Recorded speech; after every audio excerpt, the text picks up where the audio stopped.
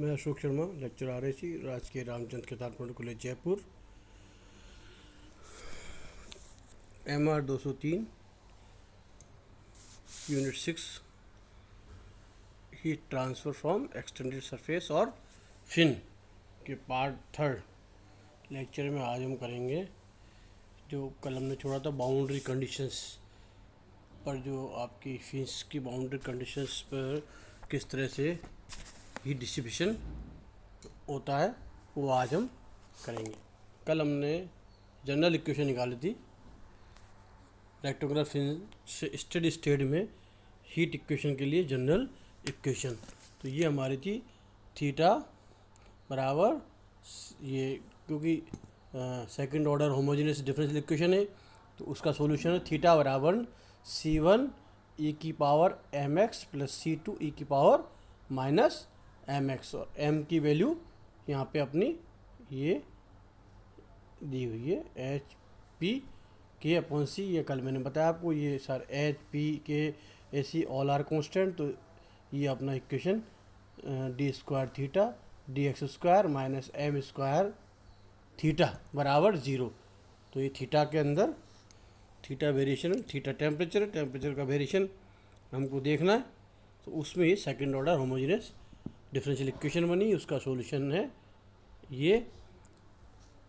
और constant C1 C2 का मान बाउंड्री कंडीशन से हम ज्ञात करते हैं। तो बाउंड्री कंडीशन हमने कल बात की, 3 तरह की बाउंड्री कंडीशन होती है। Fin is infinitely long and fin is insulated and fin is finite length. तो 3 कंडीशंस पे इसकी बाउंड्री कंडीशन से हम पहली कंडीशन आज लगाएंगे। पहली कंडीशन हमारी heat dissipation from an infinitely long fin. Heat dissipation from an infinite long fin. तो इन्फाइनाइट लॉन्ग फिन से मतलब क्या है कि L बराबर L टेंस टू इन्फिनिटी। जब L को हम इन्फिनिटी इतने लंबाई मान लेंगे तो अल्टीमेटली क्या होगा कि फिन का जो टेम्परेचर है वो क्या अटेंड कर लेगा, एटमॉस्फेरिक टेम्परेचर या जो सराउंडिंग टेम्परेचर है वो उसके बराबर हो जाएगा। तो at x L tends to infinity means T tends to T A. तो यहाँ 2 कंडीशन होगी, 2 कंडीशन है यहाँ पे। फर्स्ट टी बराबर T0 एट एक्स बराबर 0। फिन के बेस पर हमने लिया है T0 लिया था टेम्परेचर। ये हमने जो कल किया था कि बेस पे जो टेम्परेचर कितना है, बेस पे टेम्परेचर है T0 एट एक्स बराबर 0, यानी कि फिन के बेस पर। तो ये एट एक्स बराबर क्या हो जाएगा, टेम्परेचर T बराबर T0 एट एक्स बराबर 0। तो इससे क्या निकलेगा, T माइनस टी ए बराबर T0 माइनस टी ए मीन्स थीटा बराबर थीटा नॉट एट एक्स बराबर 0।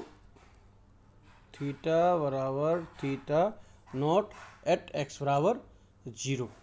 सेकेंड हमारी कंडीशन है टी बराबर टी एट एक्स बराबर इन्फिनिटी। जब लेंथ उसकी इन्फिनिटी हो जाएगी तो टी जो टेम्परेचर है वो टी ए के इक्वलेंट हो जाएगा। तो इस केस में क्या हो जाएगा, थीटा बराबर 0। तो थीटा क्या है, टी माइनस टी ए। ये हमने किया यहाँ पे थीटा बराबर टी माइनस टी ए, ये एक्स थीटा एक्स और T minus T A, D minus T A.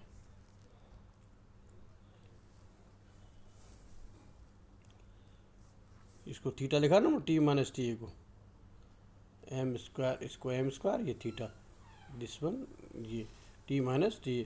तो इसको हमने थीटा लिखा, तो ये हमारा हो गया थीटा।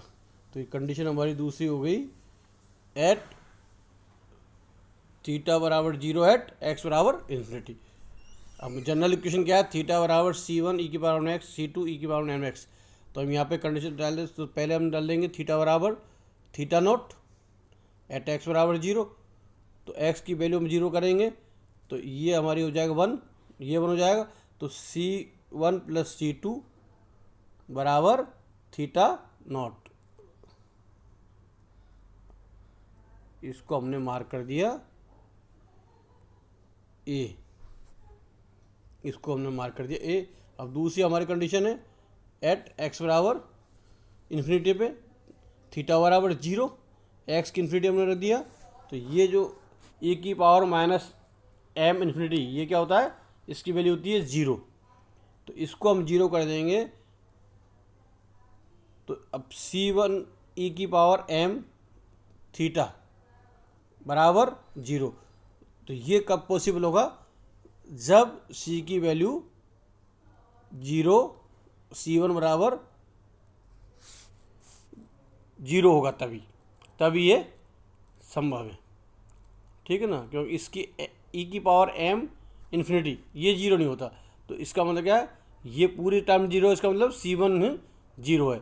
अब इसको हम डाल देंगे C1 प्लस C2 बराबर थीटा नोट। तो C1 0 है, यहाँ हम डाल देंगे C1 हमारा 0 आ गया, तो C2 बराबर थीटा नोट आ गया। तो आपका C1 बराबर 0, C2 बराबर थीटा नॉट। अब फ्रॉम इक्वेशन 1 इसमें रख देंगे हम, इसमें थीटा बराबर C1 बराबर तो क्या 0, C2 e की पावर माइनस mx, थीटा बराबर C2 बराबर क्या हो गया, थीटा नॉट है। इस इक्वेशन में हम डालेंगे थीटा बराबर C2 का वैल्यू क्या है, थीटा नॉट, और e की पावर mx, ये हमने डाल दिया। अब थीटा बराबर हम क्या जानते हैं, थीटा बराबर है t माइनस टी ए, और थीटा नोट को हम ले देंगे T not minus T A, T not minus T A. ये इसको हम इधर ले आएंगे e की power minus m x, T minus T A upon T not minus T A बराबर e की पावर माइनस एम एक्स। अब ये ग्राफ देखो यहाँ पे आप, टी अपॉन टी नॉट और T upon T not minus T A with respect to x के साथ में। यहाँ पे क्या है, एक्स है, ये दिस वन इज एक्स, ये यहाँ पे एक्स है, यहाँ पे एक्स है। तो इससे क्या मतलब, हम जैसे जैसे हम टुवार्ड्स एक्स जाएंगे, क्योंकि एम की जैसे जैसे वैल्यू बढ़ेगी वैसे वैसे इसकी का मान कम होता जाएगा, स्लोप कम होती जाएगी आपकी। जैसे जैसे m का मान बढ़ेगा इसके अंदर, जैसे जैसे m बढ़ेंगे, जैसे जैसे m बढ़ाओगे तो ये आपका इसकी वैल्यू कम होती जाएगी। इसका मतलब क्या है कि ये नीचे होता जाएगा। तो बोले टुवार्ड जैसे जैसे हम x की वैल्यू बढ़ाएंगे, जैसे जैसे लेंथ बढ़ेगी टिप की, तो टेम्परेचर कम होता जाता है। तो इसलिए हम जो ज़्यादा जो लेंथ है, तो जैसे जैसे आप जानते हो जैसे जैसे टेम्परेचर बढ़ेगा, टेम्परेचर डिफरेंस कम होता जाएगा। जैसे जैसे टेम्परेचर कम होता जाएगा तो हीट ट्रांसफ़र भी कम होती जाएगी। तो फिन का जो बेसिक हमारी यूटिलाइजेशन है, वो हम फिन लगाते किस लिए, हीट ट्रांसफर रेट बढ़ाने के लिए। तो फिन की जो लेंथ है, इससे हमको क्या मिल रहा है कि फिन की लंबाई बहुत ज़्यादा बनाने से हमको फ़ायदा नहीं मिलता है, जितना फिन के बेस के पास में फिन। इसलिए जो फिन का सेक्शन जो टेपर्ड फिन होती है, ये इसको ज़्यादा हम अच्छी मानते हैं हीट डिस्ट्रीब्यूशन के लिए, क्योंकि जितनी ज़्यादा फिन का एरिया हम बेस के पास बढ़ाएंगे, बेस के पास जितना एरिया बढ़ाएंगे उतना ज़्यादा हमको बेनिफिट मिलेगा, क्योंकि वहाँ पे जो टेम्परेचर डिफरेंस है वो हमको ज़्यादा मिलता है। और जितना हम लेंथ बढ़ाएंगे और वहाँ एरिया बढ़ाएंगे तो हमको उसका एडवांटेज नहीं मिलेगा। इसीलिए जो हमेशा टेपर्ड फिन को ज़्यादा अच्छी मानी जाती है। कभी कोई मान लो आपसे पूछ लेता है ऑब्जेक्टिव क्वेश्चन में, तो ये इम्पोर्टेंट चीज़ है। अब हमने इसको फाइनली टी बराबर T A plus T not, ये वाली इक्वेशन को हमने इस वाली को हमने इसमें लिख दिया, टी बराबर T A plus T not minus T A की पावर माइनस ए। अब हम जानते हैं, we know that q fin बराबर माइनस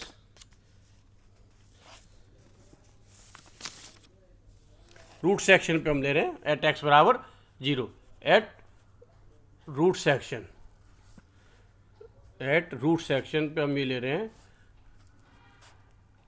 फोरियर इक्वेशन से minus K A C D T upon D x at x बराबर 0, ये रूट सेक्शन पर हीट ट्रांसफ़र।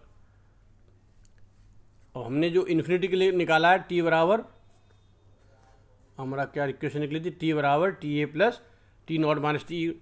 अब इसको d T by D x at x बराबर 0 हम करेंगे, टी ए कॉन्स्टेंट है तो 0 हो जाएगा। और इसका हम जब करेंगे ये टी ए को कॉमन ले लिया हमने, टी नॉट माइनस टी ए को, और इसका ई की पावर माइनस एक्स का पहले minus M multiply by E की पावर में, ये डिफरेंशिएशन निकल गया। अब इसमें हम जब पुट कर देंगे एक्स बराबर 0 तो ये निकलेगा minus M T not minus T A. Q fin क्या निकल जाएगा, minus M T not minus T A, वो sorry D T by D X की वैल्यू निकल जाएगी एट एक्स बराबर 0 पर M T not minus T A. तो यहाँ हम लिख देंगे, तो यहाँ पर हम इसको ये वैल्यू इसकी पुटअप कर देंगे, तो K A C M T not minus T A, ये आपकी निकल गई क्यू फिन। और एम बराबर आप जानते हो पी एच अपॉन के ए सी, तो क्यू फिन निकल जाएगा P H K A C T not minus T A. तो ये इन्फिनिटी लेंथ के अंदर ये कई बार फॉर्मूला पूछ लेते हैं ऑब्जेक्टिव क्वेश्चंस के अंदर, और ये बहुत ही इम्पोर्टेंट फार्मूला है जो आपको काम आएगा। एक तो फार्मूला ये इन्फिनिटी लेंथ पर क्या आपकी हीट ट्रांसफ़र होगी, फिन की लेंथ तो इन्फिनिटी लेते हैं तो ये फार्मूला आपसे पूछ सकते हैं। और एक अपना ये इन्फिनिटी, इसके लिए इस वाले फार्मूले को आप ध्यान रखें, इस पे ऑब्जेक्टिव क्वेश्चन बन जाते हैं। तो ये आज हमने केस किया बाउंड्री कंडीशन, जिसमें हमने heat distribution from an infinite long fin निकाला। आगे लेक्चर में हम फिन एफिशिएंसी और फिन इफेक्टिवनेस करेंगे। Okay, thank you.